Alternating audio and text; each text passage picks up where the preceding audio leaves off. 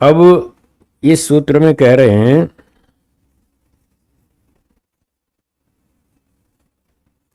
पूर्व पक्षी का ये कथन है, हमें जो वस्तु का ज्ञान होता है, हम सामने देखते हैं ये कुर्सी है, ये पुस्तक है, ये घड़ी है, जो हम वस्तु को देखते हैं ये घड़ी है, ये पुस्तक है, तो ये ज्ञान हमको आंख से और चित्त के माध्यम से होता है। ठीक है ना।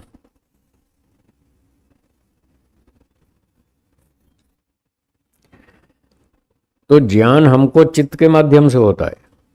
तो पूर्व पक्षी क्या मानता है कि वो जो वस्तु है,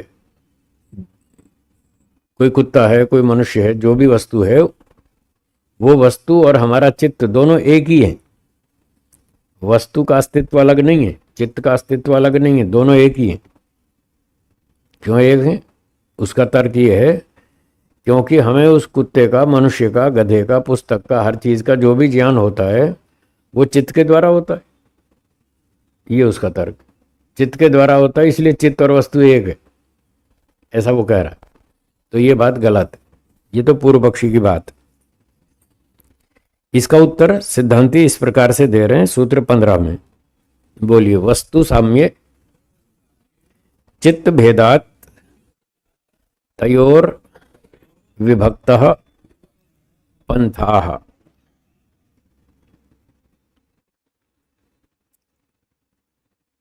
सिद्धांती कह रहे हैं महर्षि पतंजलि जी, वस्तु साम्य, वस्तु समान होने पर भी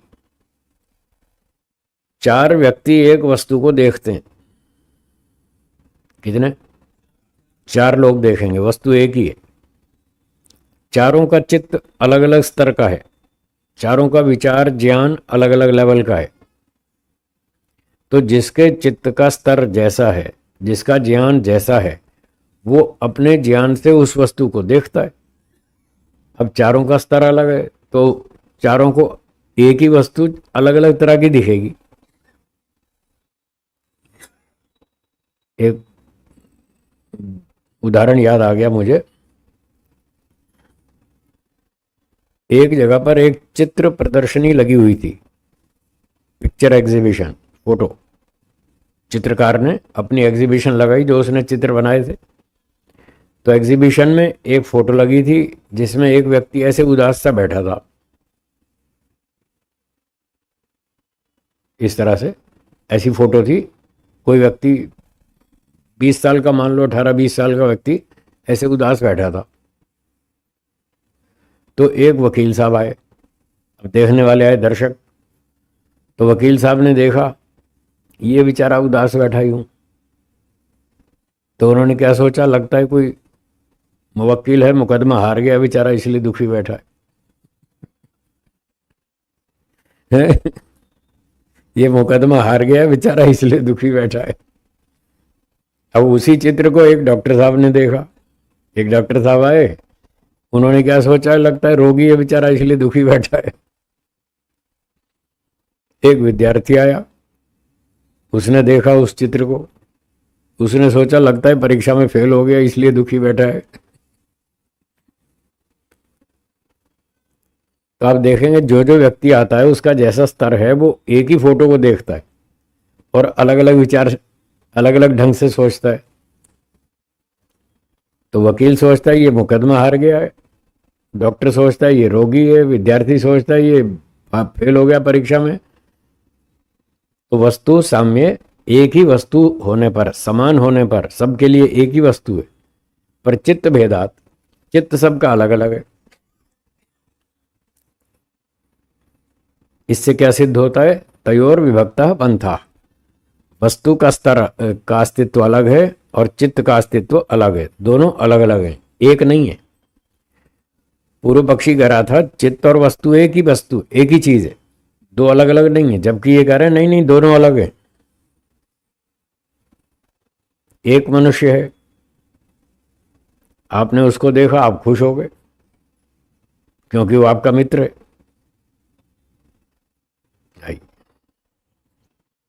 एक मनुष्य को लालचंद जी ने देखा, लालचंद जी खुश हो गए। क्यों? वो उनका मित्र है इसलिए। अब जिसको देखकर ये खुश हो रहे हैं, उसी को देखकर एक दूसरा आदमी दुखी हो रहा है, उसको गुस्सा आ रहा है, वो उसका दुश्मन है। व्यक्ति एक ही है।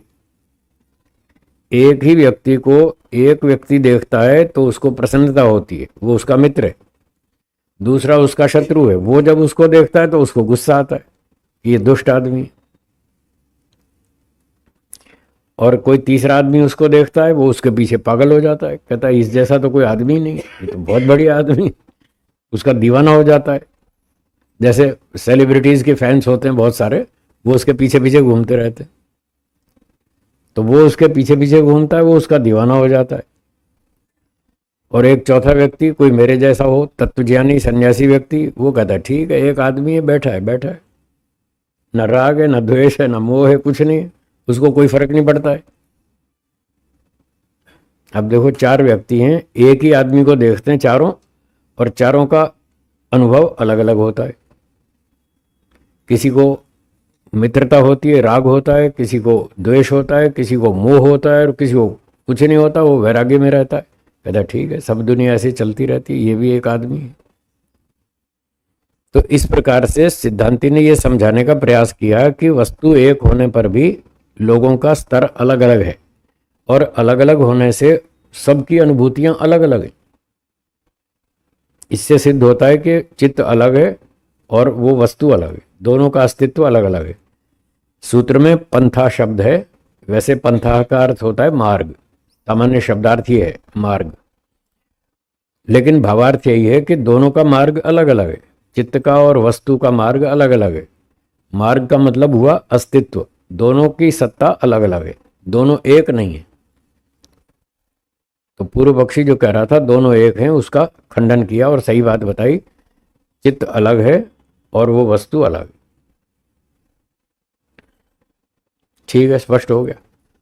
तो ये थोड़ी बातें ऐसी चल रही हैं जो संसार में उस जमाने में लोगों के उल्टे सीधे विचार सिद्धांत चलते थे, तो जो बातें आसपास चलती हैं तो उसका उत्तर भी देना पड़ता है।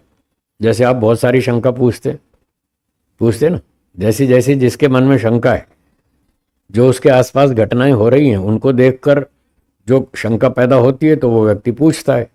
तो उस जमाने में इनसे भी कुछ शंकाएं पूछी, महर्षि पतंजलि जी से लोगों ने कुछ शंकाएं पूछी, तो उन्होंने उनकी बातें भी रख दी यहाँ शास्त्र में कि जो लोग ऐसा मानते हैं वो गलत है, जो ऐसा मानते हैं वो गलत है। और सही बात यह है, उन भ्रांतियों का निराकरण करना भी उनका ये कर्तव्य होता है, इसलिए वो इस तरह की बातें शास्त्र में बताते जाते हैं ताकि लोग भ्रांति में ना रहें और अविद्या से बचें। हाँ जी, शंका है तो बोलिए बोलिए।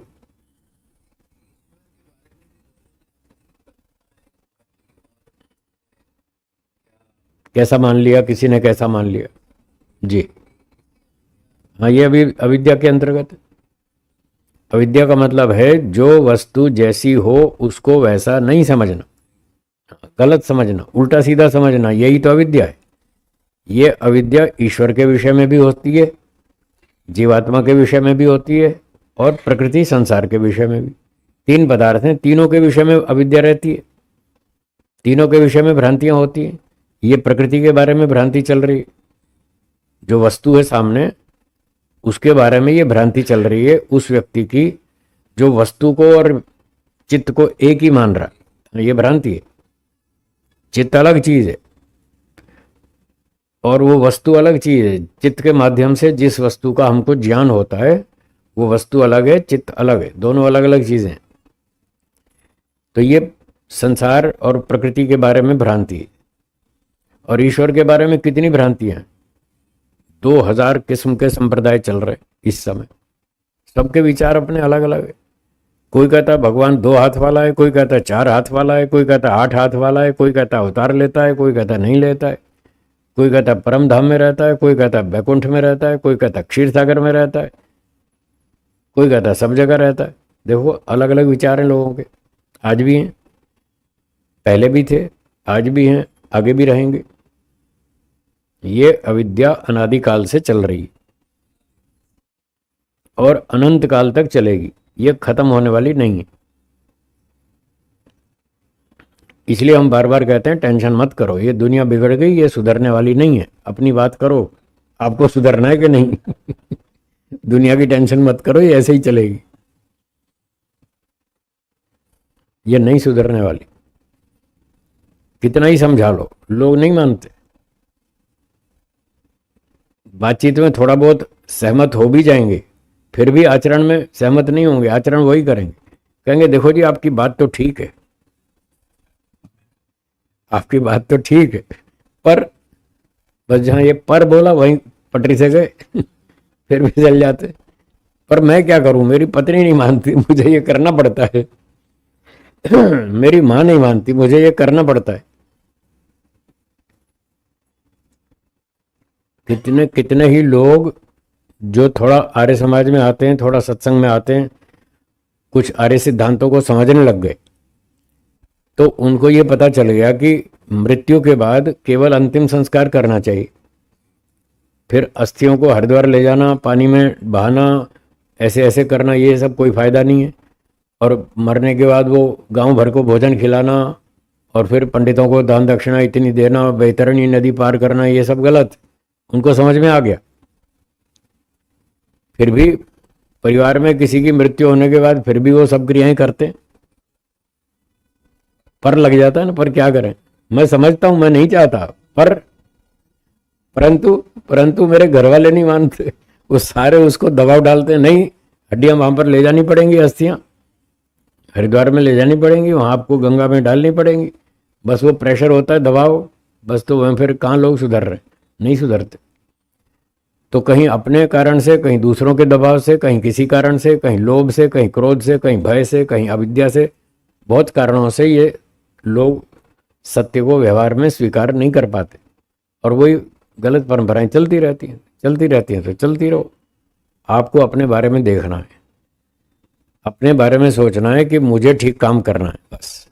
और जहाँ बहुमत दूसरे लोगों का हो, दबाव हो, वहाँ लोग पूछते हैं जी क्या करें, क्या करें, तो फिर आप देखो आपकी हिम्मत कितनी है, टक्कर लेने की है तो जम जाओ सत्य पर।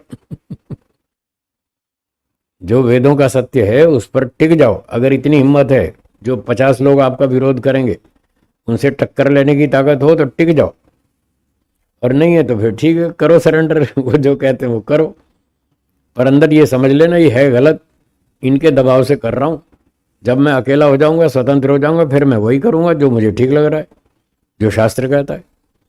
तो उसका ये समाधान, वहां पर झगड़े नहीं करना चाहिए।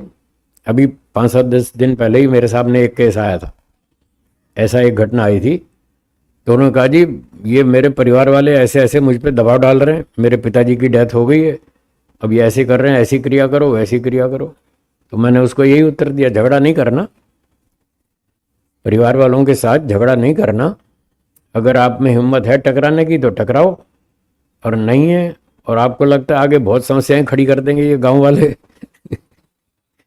हुक्का पानी बंद कर देंगे, हैं, जाति से बाहर निकाल देंगे, और आपके बस का नहीं है सहन करना, तो ठीक है, चुपचाप शांति से जैसा होता है वैसा निपटा लो, बाद में फिर अपना कर लेना जो ठीक ठाक करना है। तो इस तरह से समायोजन करके हमको चलना पड़ता है। तो बात चल रही थी, ये दुनिया ऐसे ही चलती है, अविद्या संसार में अनादिकाल से चल रही है, आगे भी चलती रहेगी। आप अपना व्यक्तिगत सुधार भले ही कर लें, वो कर सकते हैं, पर आप पूरे देश को बदल देंगे, दुनिया को बदल देंगे, सबको आप वैदिक धर्मी बना देंगे, सबकी अविद्या का नाश कर देंगे, ऐसा मुझे नहीं लगता है। मेरे गुरुजी भी यही कहते थे, ये दुनिया सुधरने वाली नहीं है, तुम अपनी बात करो, तुम्हें सुधरना है कि नहीं। वो भी यही कहते थे, मैं भी वही कहता हूँ। अब मुझे भी अनुभव हो गया ना, काम करते करते मुझे भी समझ में आ गई दुनिया कैसी है। तो चलो कम से कम हम तो समझ लें ठीक ठीक बात क्या है, सत्य क्या है।